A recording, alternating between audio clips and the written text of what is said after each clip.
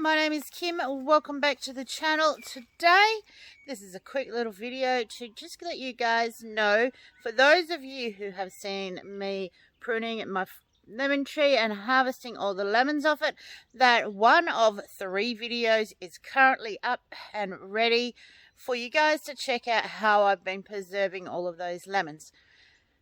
So to do that, you're going to have to click on the link on the side here and head on over to Preserving with Mumma Bear.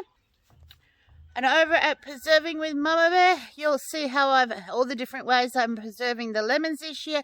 Make sure you hit the subscribe button over there while you're there, because there's 3 videos on this one. That is how many different ways I've done, about 9 different ways that I'm preserving these lemons. And I'm really hoping that again next year the lemon tree is going to be as generous as it was this year. Alright guys, so that is it for today. Head on over there, hit the buttons on the side here. For me, I'm heading up into the garden today.